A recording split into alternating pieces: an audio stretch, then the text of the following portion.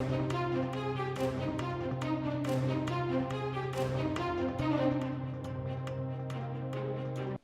शहर के भविष्य को देखते हुए 2035 मास्टर प्लान की तैयारियां अभी से शुरू कर दी गई है। इसके लिए रिटायर्ड आईएएस, आईपीएस सहित समाजजनों द्वारा मास्टर प्लान को लेकर बैठक आयोजित की गई, जिसमें कई जगहों की योजनाएं मास्टर प्लान में रखी गई ताकि आने वाली पीढ़ी को बेहतर विकासशील शहर दिया जा सके। इंदौर शहर लगातार विकासशील शहरों की गिनती में आता हुआ नजर आ रहा है। शहर के चारों ओर बढ़ रही आबादी व विकास कार्यों को लेकर कई विभाग काम कर रहे हैं। इसी कड़ी में मास्टर प्लान 2035 के मद्देनजर शहर के तमाम एनजीओ, रिटायर्ड आईपीएस, आईएएस सहित अन्य समाजजनों द्वारा बैठक का आयोजन किया गया। बैठक में कई तरह की भविष्य को निहारते हुए शहर में विकास कार्यों पर चर्चा की गई। बैठक में सम्मिलित अजीत सिंह नारंग का कहना था कि शहर को इस तरह से विकसित किया जाए कि यहां पर आर्थिक गतिविधियों सहित कॉरपोरेट जगत पूरी तरह से निसंकोच कार्य करता रहे और यहां पर रोजगार भी बना रहे, क्योंकि 2035 तक लगभग 50 लाख जनसंख्या का शहर इंदौर हो जाएगा और उस समय किस तरह की क्या व्यवस्थाएं होंगी, इन सभी पर चर्चा की गई, जिनमें मुख्य रूप से सार्वजनिक परिवहन पर अधिक जोर दिया गया है। इस परिवहन में मास्टर प्लान के तहत मेट्रो स्टेशन स्थापित करने से लेकर बस स्टेशन तक को शामिल किया गया है, क्योंकि भविष्य में यदि अभी से इन सभी को स्थान नहीं दिया गया तो काफी तोड़फोड़ शहर में होना निश्चित है और इसलिए अभी से सार्वजनिक स्थान होना आवश्यक है। शहर में पर्यावरण के लिए बाग बगीचों से लेकर सार्वजनिक स्थानों का होना उतना ही जरूरी है जितना घर में वाहन खड़े करने के लिए जगह का होना। इन्हीं सभी को लेकर मास्टर प्लान 2035 की चर्चा की गई ताकि आने वाली पीढ़ी को बेहतर शहर दिया जा सके। आने वाली पीढ़ी को बेहतर इंदौर सौंपने के लिए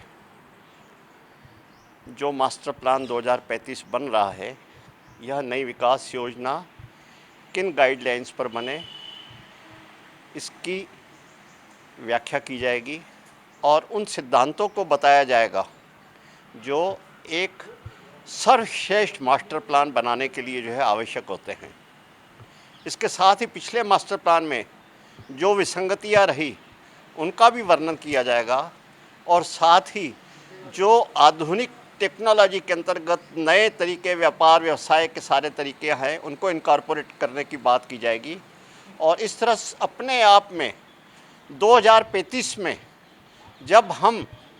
50 लाख की आबादी के हो जाएंगे और उस समय हम मिनी मेगा सिटी के अनुरूप मास्टर प्लान बना पाएंगे या नहीं बना पाएंगे, इसकी विशेष चर्चा होगी। और हमने वो सारी बातें बताई जाएगी कि अगर हमने इसको महानगरी स्वरूप नहीं दिया, अगर इसको क्षेत्रीय परिप्रेक्ष्य में नहीं देखा,